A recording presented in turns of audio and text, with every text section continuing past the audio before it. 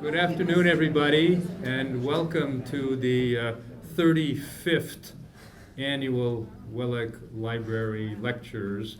So we're not quite as old as the campus, which seems to be 50 years old for several years running, but I will not comment on that. Just to say that we're very thrilled and excited that we have Catherine Malabou with us this year for the 2015 Welleck Library Lectures. Why are they called the Welleck Library Lectures? Evidently, after René Welleck, the important foundational theorist and literary critic who never taught at UC Irvine, but whose library was bequeathed to UC Irvine and is at the origin of the critical theory archives, which we now house and we'll hope to expand and develop as we move through time. Catherine Malabou, who is she? If you don't know, you're in the wrong room. Of course, she's a graduate of the École Normale at Fontaine-Saint-Cloud, as well as an agrégé and a doctorat from the École des Hautes Études en Sciences Sociales, where she worked with Jean-Luc Marion and most famously Jacques Derrida, under whose direction she wrote her doctoral dissertation on Hegel, entitled The Future of Hegel, Plasticity, Temporality, and Dialectic, which became her first book, published in 1996 in France and 10 years later in 2005 in the United States. Her first book was followed by 14 other important volumes at an increasingly dramatic and prolific pace. Among her second work in 1999 was co-authored with Jacques Derrida, Counterpath, Traveling with Jacques Derrida, where there is a wonderful meditation on the two French terms, dériver and arriver, or derive and arrive, which come from coming near or away from a bank, from an edge, and therefore really become an important way to think through not just the concept of traveling, which I'm personally obsessed with, but also with that of event and the truthfulness of events. Catherine Malabou has taught at the University of Paris-Nanterre, which is now called Paris Northwest for some strange reason. Paris West. Paris West, okay, that's what, okay, I was thinking Paris West. And also at UC Berkeley, at SUNY Buffalo, at the New School for Social Research, currently also at Kingston University in the United Kingdom, at the European Graduate School, and of course we had the extraordinary pleasure of having her teach here at UCI this past spring, and I know many of us were very pleased with the kind of intellectual energy and exchange that she enabled us to have at that time. Catherine Malabou's work can be seen to be focused in classic continental philosophy, deconstruction, and critical theory, but also increasingly on a path of novel intersection with neuroscience, neuropsychoanalysis, and the theory of the brain. Indeed, her 2004, What Should We Do With Our Brain, I think marks a watershed moment in thinking about the metaphors by which we think the brain and the mind, the intellect, also turn out to be metaphors highly current in political thinking in terms of flexibility and innovation and some of these terms that mark very late capitalism, and that in turn becomes focused on a particular organ of the body is a subject that I think we'll be hearing more about this afternoon.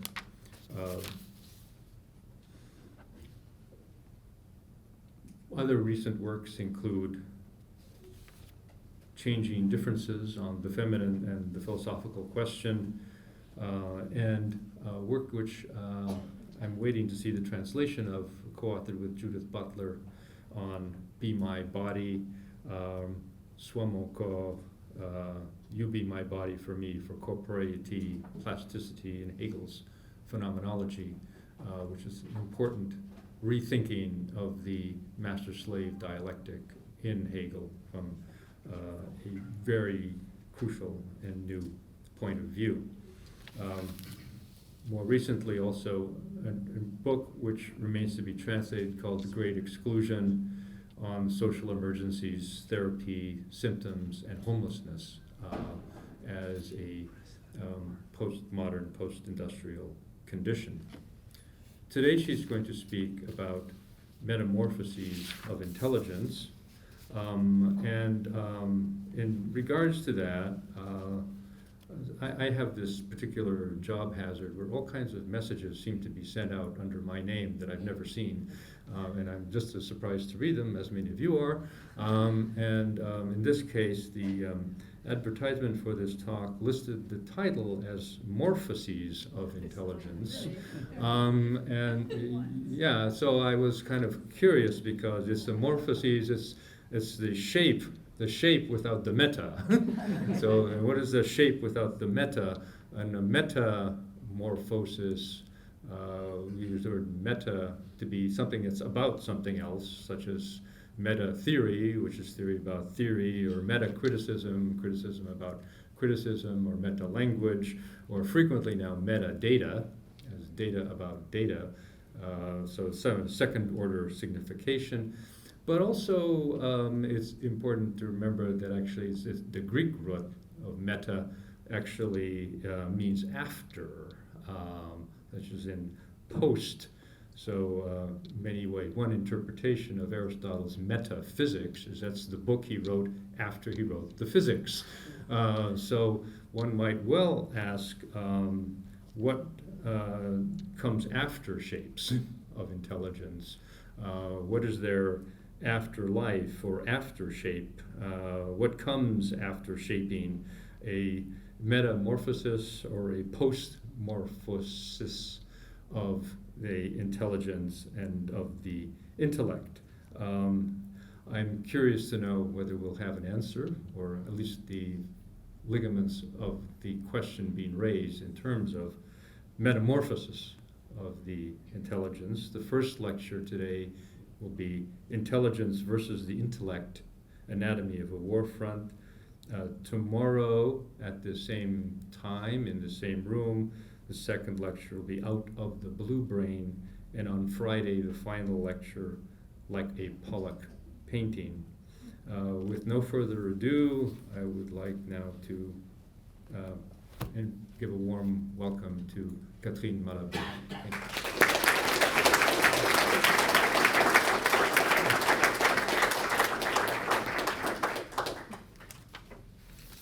Thank you, George, for this very generous introduction, and thank you also for inviting me, of course, to give these lectures. It is a great honor, and I'll do my best to answer this difficult challenge. Thank you also to Julia Lupton, Amanda Swain for their help, and they contributed to make this event possible.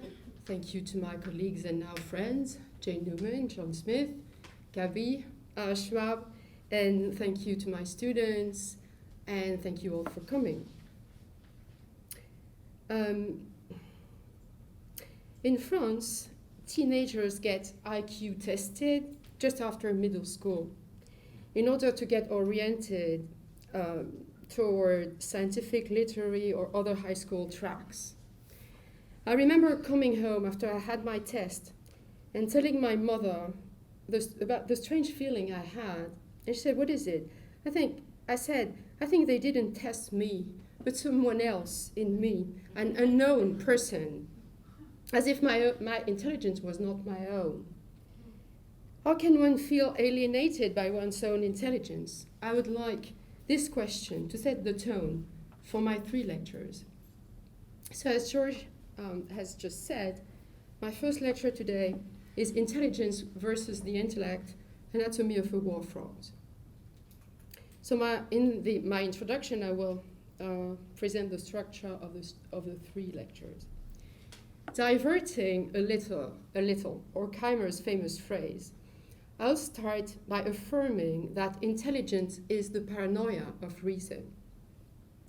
Intelligence has very rarely been considered a concept in philosophy, and when it has, like in Bergson thinking, for example, it has always paradoxically appeared as a synonym for non-intelligence. Generally speaking, intelligence cannot grasp itself. In Bergson, for example, it emerges as a form of life which at the same time is alien to life and solidifies and kills all that it touches. Intelligence, being blind to its own source, being incapable to render the reason of its own origin, cannot be the origin of reason. Reason starts where intelligence stops being a question.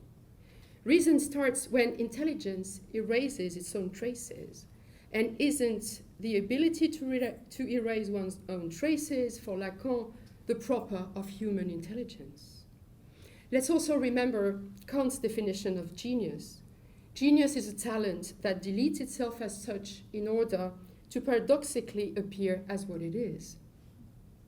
When philosophers want to keep something from what the Latin word intelligentia conveys, that is the faculty of comprehending, in which the prefix inter, between, and the radical legere, to choose, to pick up, or ligere, to bind, essentially suggests the aptitude to link or establish relations between things. They preferably use intellect rather than intelligence. Intellect is, in a way, intelligence minus itself. It translates the Aristotelian nous, and in modern philosophy, it appears as a synonym for understanding. Let's think, for example, of Spinoza's De Emendatione Intellectus, and designates all at once the superior faculties of judging, cognizing, and reasoning. It is worth noticing that in Greek philosophy already, intelligibility has had primacy over intelligence. As Giorgio Agamben puts it, intelligence for the Greeks was always intelligence of an intelligibility, not that of a particular object or even of itself. In modern philosophy, the different occurrences of the concept of understanding that took place all through the 17th century have prepared the Kantian notion of the transcendental, defined, as Bergson interestingly puts it, as a ready-made intelligence.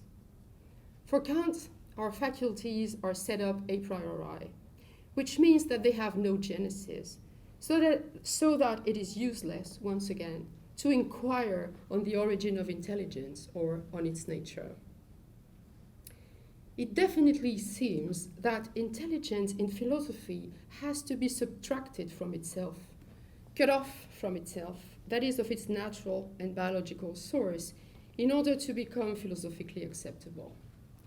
The English translator of Bergson's Creative Evolution uses both intelligence and intellect, where Bergson only uses intelligence, as if there were a need to temper, to moderate the power of this word. More contemporary approaches of the act of intelligere, be it thinking, understanding, judging, determine its primordial appearance, its origin as a void, an empty space. From Heidegger to Derrida, from Derrida to Deleuze, and more recently in speculative realism, the images of the desert, or the desert island, or the deserted world have cleared the space of intelligence from intelligence itself. And we can also notice that stupidity, in French bêtise, according to a long genealogy, let's think of Flaubert, Valéry, and again of Deleuze, Derrida, or Avital Ronel, has received a much better treatment than intelligence, and has gained the status, I quote Deleuze, of object of a properly transcendental question. Why stupidity and not intelligence? Such is the puzzle. Consequently, in order to study the elaboration of the scientific notion of intelligence at the turn of the 19th century and the transformations that are currently brought about to it by neuroscience, as I intend to do here, I will have to constantly carve out such a profile against what I will call, using Freud's term, the protective shield of philosophical intellection. Therefore, it is not one but two lines of change that I will have to follow, each of them divided in its own respect, that of intelligence and that of the intellect. What in the notion of intelligence immediately causes intense philosophical mistrust is the combination of innatism and automatism. While the intellect generally designates a self-fashioning, a self-cultivating free power that resists all determinisms, biological as well as mechanical, intelligence, for its part, immediately refers to both an inborn gift and to a machine. And we will see that natural and artificial intelligence share essential characteristics in this respect. This well-received opposition between intelligence and the intellect is precisely what I intend to challenge here. Such an opposition, according to me, is simultaneously a sound limit, but also a blind spot, a guardrail and a trap. All oppositions are perhaps doomed to fade away as such in the end, out of dialectical self-negation and sublation, or because of a self-deconstructive drive that is secretly at work in them. Yet, I maintain that the opposition between intellect and the intelligence has a very specific mode of simultaneously resisting and yielding, of appearing and disappearing, appearing in disappearing, and that this phenomenological, logical, and ontological contradiction altogether constitutes one of the major theoretical and ethical challenges of our time. Both natural and artificial intelligence are immediately associated with the brain. Such is their most pregnant common characteristic. The philosophical paranoid reaction against the notion of intelligence has constituted itself since the beginning and well before the invention of psychology and computer science even, in anticipation, so to speak, as a reaction against any reduction of the intellect to both the cerebral and the cybernetic, that is, in both cases, to the structure of the brain. I will show that such a reaction is not tenable any longer. The flickering, specific nature of the opposition between intelligence and the intellect, between the brain and the intellect, between the machine and the intellect, its stroboscopic effect has become so manifest, has grown to such a point that it is currently, and I believe entirely, depriving us of the capacity to make a difference that we thought untouchable, the difference between the biological, the mechanical, and the symbolic. Such are the metamorphoses of intelligence that I intend to expose and follow here, that blurs all limits and forces us to invent new logics of negation and resistance. Making my way between the ghostly, although rigid lines of fracture, obstacles, walls even, that divide two fronts in what still is a state of war, a war that no one will still be able to exactly define, I will expose three major historical transformations of intelligence, along with three important conflictual strategies involved in these transformations. And the three, of course, will be the content of my three lectures. First, today's lecture, the emergence of intelligence as a measurable entity through scales, IQ testing, and factor analysis, starting with Galton's eugenics in the 19th century and ending with genetics and what appeared as a major preoccupation in molecular biology up to the sequencing of the human genome in 2003, the localization of a possible gene influencing or underlying intelligence. Second, and this will be tomorrow, the shift from the genetic to the epigenetic paradigm, or from the genomic to the post-genomic era in the beginning of the 21st century. Even if this shift originates in molecular biology, I will affirm here that it also affects the contemporary spectacular developments of artificial intelligence. I will show that epigenetics both concerns natural life and the science and engineering of making intelligent machines, as John McCarthy, co-founder with Marvin Minsky of MIT Computer Science and Artificial Laboratory, defined IA in 1955. Third, and that will be Friday, yeah. The ultra-contemporary situation and the necessity to elaborate a proper critical approach to intelligence provided by the epigenetic term. In other terms, the necessity, at long last, to bring to light intelligence as a philosophical concept. Time has come for the traditional notion of the intellect to acknowledge the metamorphoses of its accursed double if it doesn't want to purely and simply disappear in the shadows. Conversely, it is clear that the scientific metamorphoses of intelligence need a philosophical elaboration at a time when education and culture are undergoing such profound changes. I will characterize the three concurrent strategies in the conflict between intellect and the intelligence as today, frontal opposition, so anatomy of a warfront, tomorrow, self-critique, and Friday, interruption. Okay, so this was the introduction. I just need my water, so sorry. Okay, so for today, nature versus nurture will be my first moment.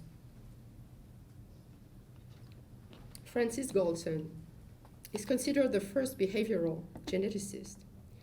Behavioral genetics, in its early version, attempts to determining the innate, that is biological and not cultural, heritability of human mental abilities. Darwin's cousin and a passionate reader of The Origin of Species, Galton applied the Darwinian conception of evolution as a trial and error process involving the inheritance, variation, and natural selection of organic characteristics to human evolution. One of these most important characteristics was genius, as Galton called it in his 1869 book, Hereditary Genius, an inquiry into its laws and consequences. The notion of hereditary genius is the ancestor of intelligence, as it will emerge later on with the birth of scientific psychology. We'll see here that intelligence has a history. It really appears in the 19th century with psychology. But the ancestor is Galton's genius. In order to demonstrate that human genius is hereditary, Galton put to the test an experimental method of quantitative genetics known as historiometry or mathematical genealogy, and based on what he called the study of families. The point of departure was the proband argument, according to which high-risk families are ascertained through affected individuals, the probands. Galton showed that the empirical risk of genius in the relatives of eminent probands was far higher than would be expected for qualities so rare in society as a whole. By an examination of lists of famous people, the probands, in the fields of law, politics, science, art, sport, and so on, Galton was able to trace their relatives in order to ascertain how many of them were bright enough celebrities to merit obituaries in the Times. Really, this was the point of departure. He would then calculate the percentage of talented people in various degrees of kinship to the initial famous people. Counting the number of the relatives of various degrees of eminent men allowed him to establish that there should be more eminent men among the relatives than among the general population, and also that the number of eminent relatives dropped off when going from the first degree to the second degree relatives and from the second degree to the third. I quote Galton. There is no escape from the conclusion that nature prevails enormously over nurture, where the differences of nurture do not exceed what is commonly found among persons of the same rank of society and in the same country. After careful data gathering, Galton published his ideas according to which people innately differ in their abilities in a second book called English Men of Science, Their Nature and Nurture.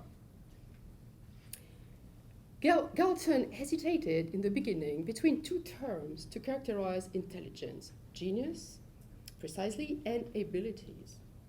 In a later edition of his first book, Hereditary Genius, he wrote, "The fault in the volume that I chiefly regret is the choice of its title of Hereditary Genius, but it cannot be remedied now.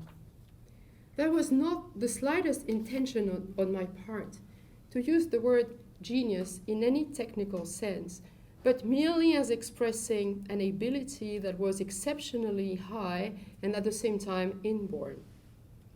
It was intended to be used in the senses ascribed to the word in Johnson's dictionary, that is, mental power or faculties, disposition of nature by which anyone is qualified to some peculiar employment, nature, disposition. There is nothing in the quotations from standard authors with which Johnson illustrates his definitions that justifies a strained and technical sense being given to the word, nor is there anything of the kind in the Latin word ingenium. Hereditary genius therefore seemed to be a more expressive and just title than hereditary ability, for ability does not exclude the effects of education, which hereditary genius does. The reader will find a studious abstinence throughout the work from speaking of genius as a special quality. It is freely used as an equivalent for natural ability. There is no confusion of ideas in this respect in the book, but its title seems apt to mislead, and if it could be altered now, it should appear as hereditary ability. And well, I gave this long quote because this passage allows me to formulate one of the main questions contained in my general title, Metamorphoses of Intelligence, and it is metamorphosis. To what extent is intelligence a form, a morphe?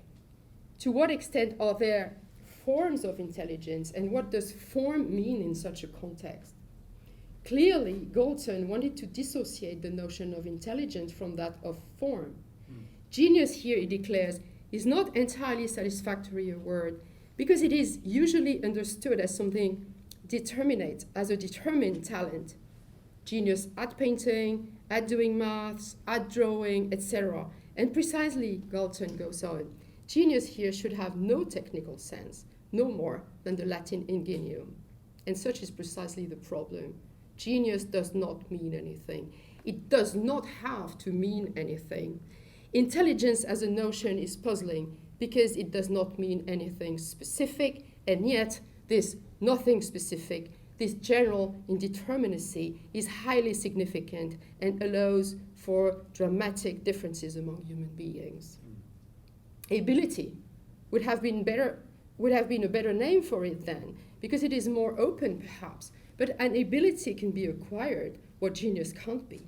So let's keep genius in the end, Galton says, to insist upon the idea of intelligence as being an amorphous, inborn gift. Genius, in the end, appears as the right term in this negative ontology.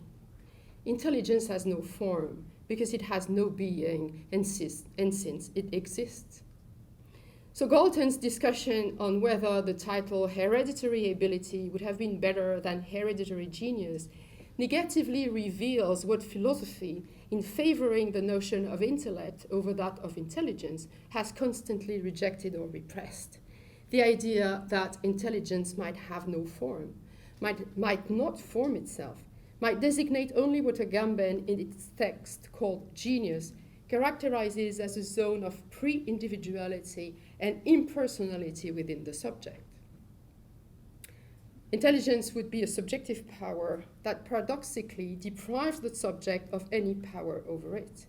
Intelligence would be, in that sense, a non-subjectivable power, something which is neither immanent nor transcendent. It's not inside of me, it's not outside of me either.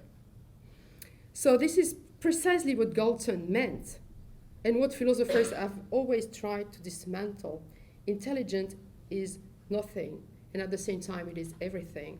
It is the pure disposition, the ability to everything without having a being. This is what a gift is. With Galton, it is the formlessness of intelligence, formlessness as intelligence, the non-individual part of the individual, its fundamental irresponsibility that paradoxically becomes measurable. Galton is the inventor of the questionnaires, statistics, data, tabulations, imprints of the formlessness of genius.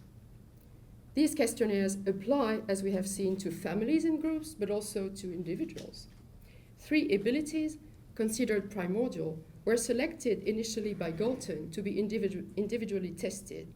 They were visual acuity, grip strength, and reaction time. These sensory factors were supposed, because very open, because non-technical, non-specific here again, to determine memory and higher cognitive capacities. We touch here another interesting point, that of criteria in intelligence measurement, of course. How can a formless entity be measured? In his highly important book, The Mismeasure of Man, that precisely answers this question, Stephen Jay Gould very rightly answers reification. Intelligence measurements always consist in the reification of the formlessness. Reification, that is the transformation of something that doesn't exist into a thing, is the necessary counterpart of this absence of essence of intelligence. Later, after Galton, with the emergence of scientific psychology, a new criterion will appear with IQ testing, the factor, the famous G factor. G for general intelligence. Here again we find the general. This does not change anything to the empty tautological definition of intelligence. IQ works because it measures G, says Gould, which of course can be reversed in G works because it legitimates IQ testing. G appears as the result of, I quote Gould, the argument that intelligence can be meaningfully abstracted as a single number capable of ranking all people on a linear scale of intrinsic and unalterable mental worth. The philosophical approach to intelligence proposed by Bergson very radically challenges the existence of factors and types. Let's recall that Bergson knew Binet and his intelligence scale very well. I'll come back to that later. Philosophically understood, intelligence divides itself in concepts, never in numbers. The forms of intelligence, this is what Bergson affirms, are primordially concepts.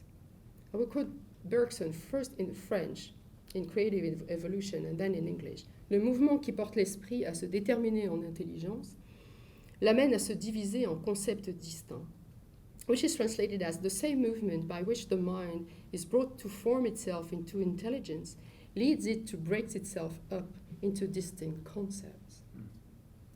Here is one of the essential distinctions between intellect and the intelligence.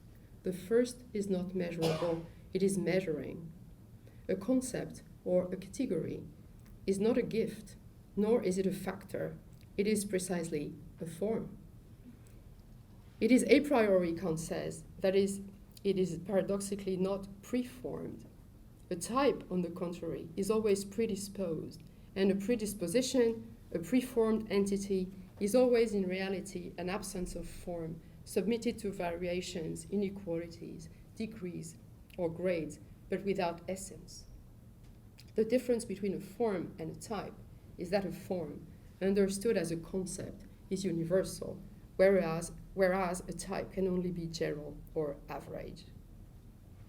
However, different from Galton's measure instruments, the intelligence tests invented after him will always bear the secret seal of its ideology, that is the conceptless typology of innateness.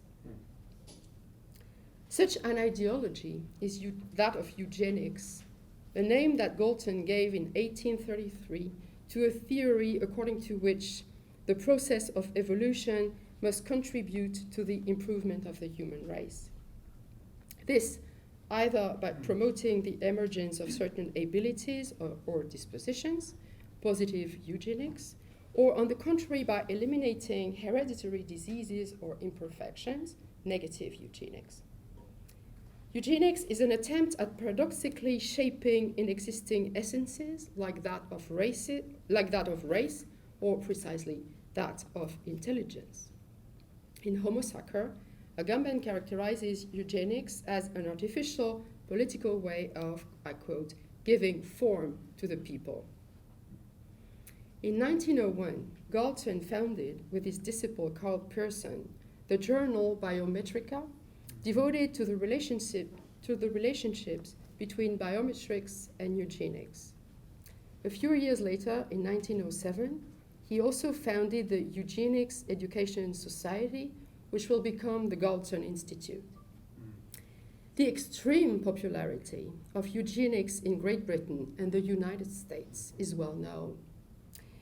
Eugenics rapidly became a political program in many Western countries.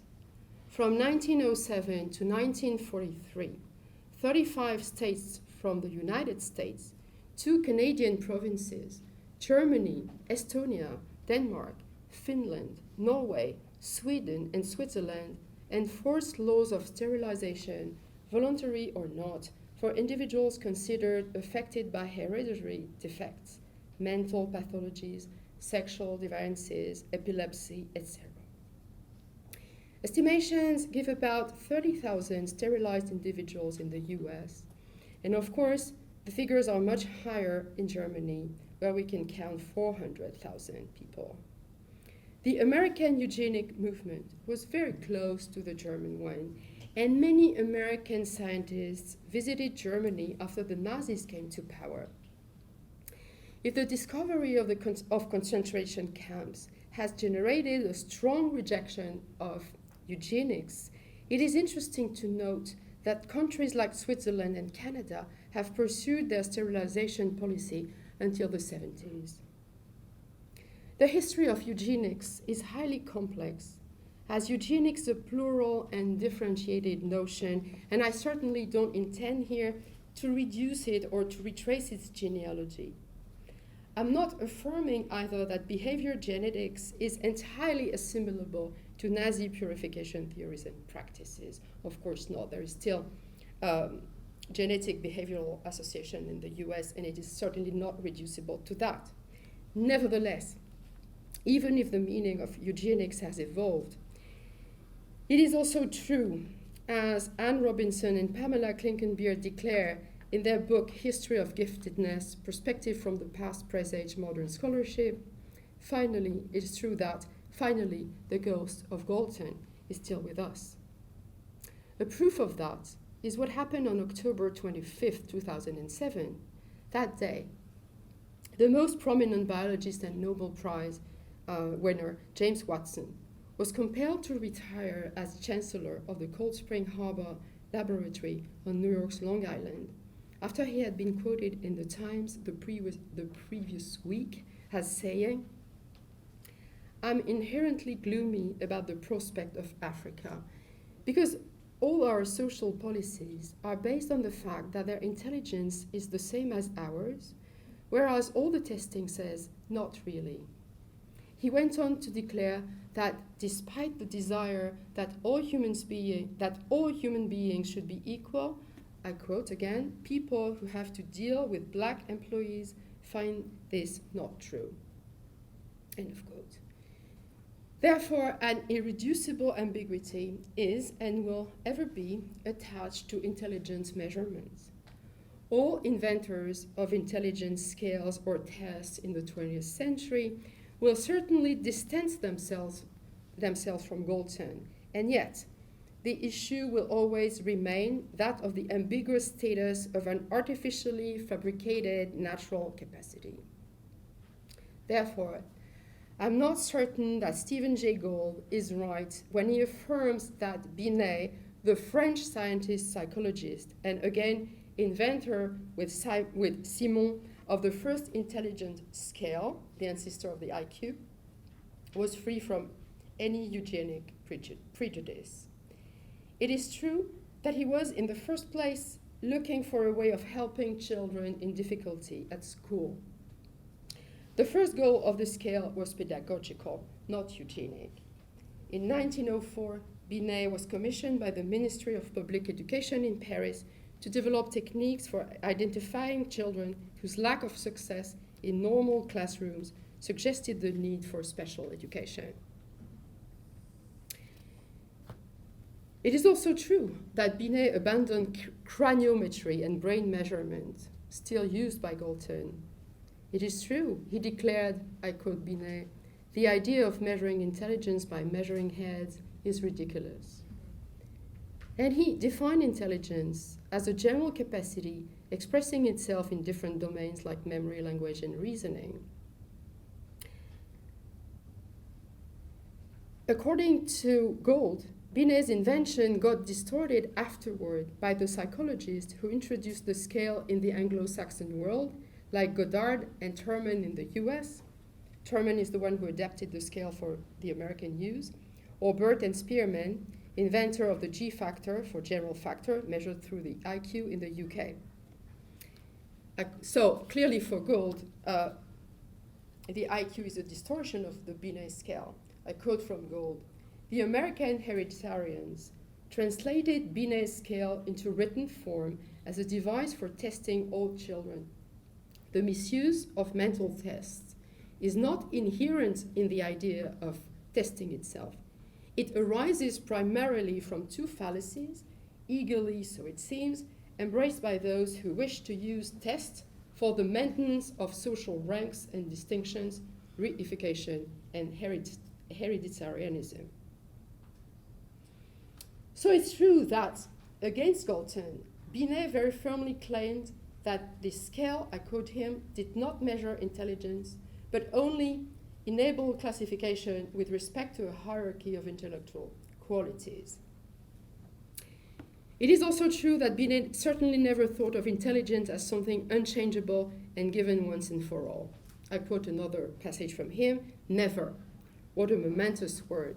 Some recent thinkers seem to have given their moral support to these deplorable verdicts by affirming that an individual's intelligence is a fixed quantity, a quantity that cannot be increased. We must protest and react against this brutal pessimism. We must try to demonstrate that it is founded upon nothing. And yet, I disagree with Gould because I think that even all these declarations, there is a strong link between Binet and Galton. And this difficulty was immediately pinpointed by Bergson. "My scale," said Binet, "properly speaking, does not permit the measure of the intelligence because intellectual qualities are not superposable and therefore cannot be measured as linear surfaces are measured, but are, on the contrary, a classification, a hierarchy among diverse intelligences." Binet and Simon wanted to make clear that psychometric testing was about intellectual qualities and not quantities. And they intended to work on orientations rather than types of intelligence. And they admitted the existence of what they called heterogeneous orders of intelligence. But against Binet, Bergson nevertheless argued in Time and Free Will that psychometrics was doomed to get trapped in a vicious circle, that it was doomed to fail. Psychometrists like Binet and Simon certainly wanted to test intensities and not magnitudes. But such a thing is precisely impossible, Bergson says. As soon as the terms more and less are introduced in the domain of intensities, intensities become extensions, that is, extensive magnitudes. Heterogeneity gets reduced to unity. As soon as it admits relations of more and less, any test is in the end quantitative. A quote from Bergson. Common sense has not the slightest hesitation in giving its verdict on this point. People say they are more or less warm or more or less sad, and this distinction of more and less, even when it is carried over to the region of subjective facts and an extended object, surprises nobody. But this involves a very obscure point and much more important problem than is usually supposed. When we assert that one number is greater than another number, or one body greater than another body, we know very well what we mean. But how can a more intense sensation contain one of less intensity? Shall we say that the first implies the second? That we reach the sensation of higher intensity only on condition of having first passed through the less intense stages of the same sensation? This is Bergson. And that, in a certain sense, we are concerned here also with the relation of container to contained. This conception of intensive magnitude seems indeed to be that of common sense, but we cannot advance it as a philosophical explanation without becoming involved in a vicious circle. We might perhaps, at the limit, accept to philosophically define intelligence as a set of intensities, as a set of heterogeneous qualities, like a painting with different shades of colors, and consider that Binet was close to bringing to light a more acceptable conception of intelligence than that of genius. Nevertheless, and this is what Bergson says, the concept of intensity is not compatible with that of scale. Bergson's contention is that intensities are not measurable, despite our tendency to say this is a more intense red or a less intense blue. Because an intensity is always a synthesis of heterogeneous differences that can be only grasped all at once and are not measurable. So what is commonly accepted, more or less cold, more or less blue, is philosophically unacceptable because contradictory. Judgments destroy intensities as such, because intensities escape intelligence and can only be grasped by intuition. This is Bergson's contention. So if intensities escape intelligence, intelligence cannot grasp its own intensity. And Bergson is right on that point. In the end, Binet and Simon test, what did they do? They just classified people purely and simply as being more or less intelligent. That is why the IQ that appeared in 1912 can be regarded as the logical successor and not the contradictor of Binet-Simon's scale. It is centered on the idea that there exists a general learning capacity that sustains all cognitive performances. Once again, Spearman has called this capacity G for general cognitive ability. And psychologists still currently speak, well, they still use IQ, as you know, and they still currently speak of G for general intelligence factor, or general cognitive ability, sometimes general mental ability, or simply intelligence, terms that are often used interchangeably to refer to the common core shared by cognitive tests. Here again, we find the tendency to reify intelligence through a series of types. Even if G is said to be general, even if it can be considered an intensive variable, it always breaks into a series of quantitatively measurable types. So I give some examples. Fluid intelligence, which is called in psychology GF. That is the capacity for abstract reasoning. Crystallized intelligence, vocabulary and general knowledge, GC. Visual spatial ability, GV. Memory, GR. speed processing, GS, etc. And in reality, and again, the results of the testings are reducible to a more or less intelligent type of judgment. In IQ tests, the median raw score of the norming sample is defined as IQ 100. By this definition, approximately 2/3 of the population scores an IQ between 85 and 115, and about 5% of the population scores above 125. One might argue that other theories of intelligence do exist, for example, that of multifactorial intelligence. Howard Gardner has developed the concept of multiple intelligences, irreducible to a unique factor, in his 1983 book, Frames of Mind, The Theory of Multiple Intelligences. He shows that the concept of intelligence should not be reduced to a single pattern or factor. The argument is certainly interesting, and I will come back to it in my last lecture. Nevertheless, I think that the theory of multiple intelligences does not really change the way in which the nature of intelligence is approached. This is clear when we analyze Gardner's definition for intelligence. I quote, "Intelligence is a biopsychological potential to process information that can be activated in a cultural setting to solve problems or create products that are of value in a culture." This doesn't mean anything. And we find here, again, this usual flat, tautological, conceptless definition. Gardner divides the potential of intelligence in intelligences in the plural. So he distinguishes 7 types: linguistic, logical mathematical, musical, bodily kinesthetic, spatial, interpersonal, and intrapersonal intelligences. And I quote Gardner again. "The theory, my theory, is an account of human cognition in its fullness. The intelligences provide a new definition of human nature, cognitively speaking." So we say, what is this definition? And here is the answer. Human beings are organisms who possess a basic set of intelligences.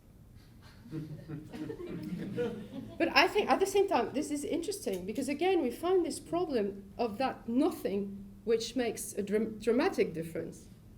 And so we see through all these definitions, and there are many more, I just limit myself to some of them, that intelligence still appears as something extremely abstract, closer to a reified entity, here again, than to a proper conceptual determination. Again, we have the feeling that these theories are trying to fashion something that remains definitely vague, even after the fashioning is done. And types are set up as frameworks, and it is interesting to notice that the French translation of Gardner's book, so Frames of Mind, The Theory of Multiple Intelligence, is les formes de l'intelligence. Types is translated as form, even if, again, intelligence is without a form. So we know that intelligence tests have encountered strong criticism, and opponents of the IQ-only identification point out that all intelligence tests, including the multifactorial ones, assess only a narrow range of ability, neglecting a child's strength in unknown or unexpected areas.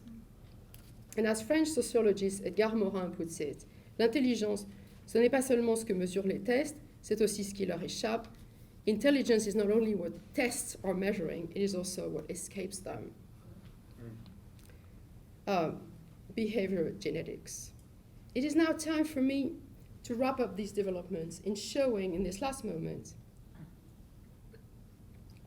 how the different approaches to intelligence presented here, whatever diverse, find in a certain sense their common justifications in the genetic or genomic paradigm.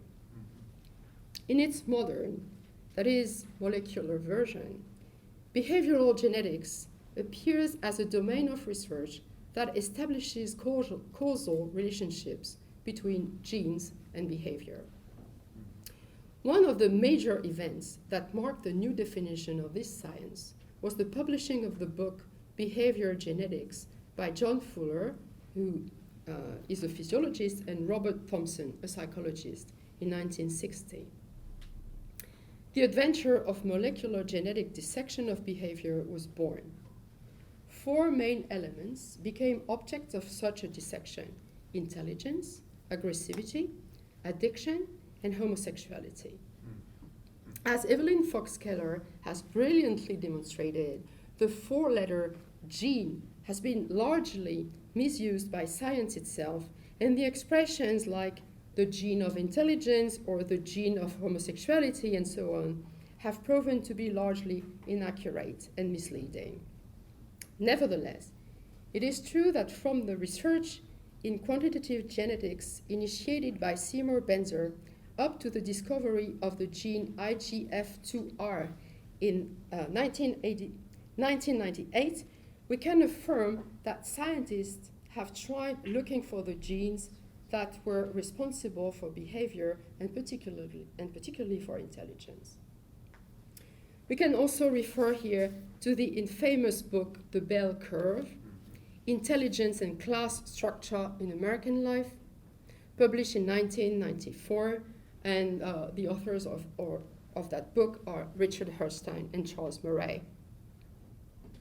And there's a beautiful critique of that book in Stephen Jay Gould's book.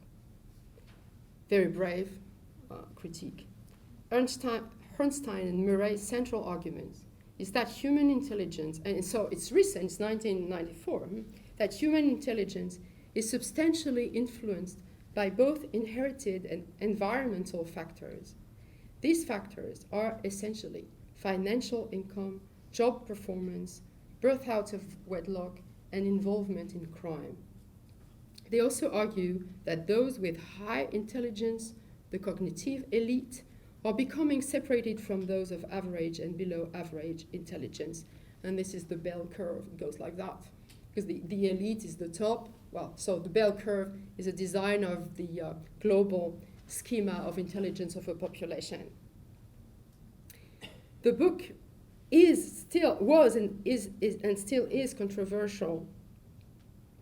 And Stephen Jay Gould touches especially on the part of the book where the authors talk about racial differences in intelligence. They argue that IQ differences are genetic.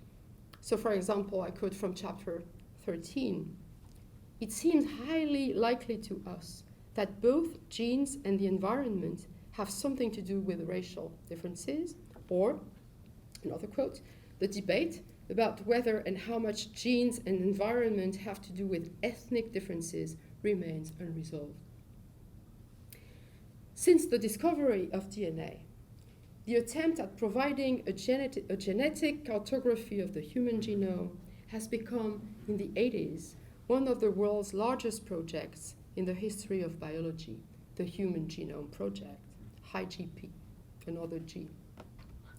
This international enterprise made manifest the hope that genes could bring responses to crucial questions and reveal how far they could shape human behaviors. The goal of the Human Genome Project was to sequence, that is to identify and map all the genes of the human genome from both a physical and functional standpoint. It was declared complete in 2003.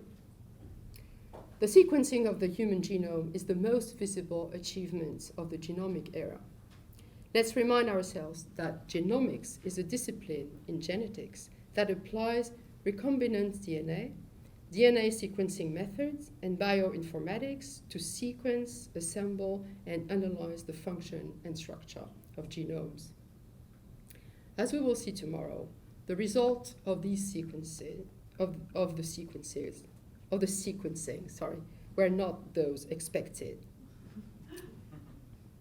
For now, we can clearly isolate and characterize a first long moment in the history of the notion of intelligence, starting in the 19th century and finding its culmination in the genomic era, or in what the French scientist Henri Atlan calls the genetic paradigm. I quote from Atlan.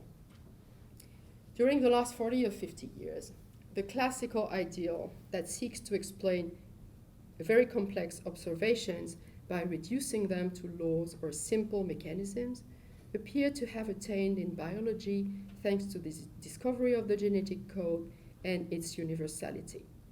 This was truly an extraordinary discovery that ought to have led to the invariable law underlying all biological processes. As such, the genetic reductionism, crowned with success, appeared to be in sight, and the achievement of the sequencing of the human genome was assumed to meet this expectation. The important word here is that of reductionism. It helps us to characterize the series of transformations or metamorphoses that have occurred all through this first moment of intelligence's history. These transformation or metamorphoses are different versions of the same structure, form the continuous unity of a paradigm that remains stable from Galton to genetics, despite the historical and scientific changes of its aspect, that of a strong biological determinism. Even if we have to be careful not to confuse heredity and heritability, for example, even if serious geneticists never intended to exhibit something like a gene of intelligence or the existence of a direct correlation between the IQ and an inborn predisposition, even if prominent scientists like Richard Lewontin have firmly criticized the use of certain tests, we may consider this moment in the genealogy of intelligence as paradigmatically unified. As a conclusion, I will return to the strategy I mentioned to start with and to the war between intellect and the intelligence. The path I followed in this first moment was opened by the space dividing the two sides of what I call the frontal opposition, intelligence and the intellect. I oriented my development in such a way that resisting the psychological concept of intelligence with all its eugenic and genetic implications was easy, obvious, and perfectly legitimate. While exposing the logic of intelligence measurements, I had in mind, without saying it, the geography of a defensive philosophical army made of several particular shields. This secret geography, which guided me for years and years in my philosophical trajectory, resembles that of the tortoise formation described by Plutarch and used by Mark Antony during his invasion of Persia in 36 BC. I quote, "Then the shield bearers wheeled round and enclosed the light armed troops within their ranks, dropped down to one knee, and held their shields out as a defensive barrier. The men behind them held their shields over the heads of the first rank, while the third rank did the same for the second rank. And the resulting shape, which is a remarkable sight, looks very like a roof and is the surest protection against arrows, with just glance of it." Philosophy, I think, is one of these tortoise formation, like defensive, a kind of defensive geography. And each rank of my secret philosophical tortoise was today constituted by well-known, largely accepted conceptual assimilation. Everyone will be able to recognize what philosophers are hiding under the shields and protect their fellow's head, intellect protecting itself against intelligence. First rank, first assimilation, psychology equals police. The history of psychology for philosophers coincides with the emergence of modern police and intelligence services, hence the strong link between intelligence measurements and police control in this rank. And the same philosophers can be in several ranks. In this rank, Bergson, Canguilhem, Foucault, Agamben. With the shields, what the philosophers are defending is that there can't be any police of the intellect.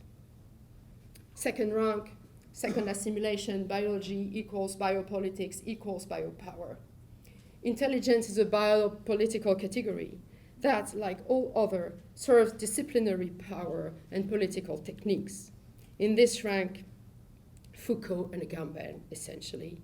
Against this, philosophers affirm that the intellect is not biologically determined, and in that sense is not measurable.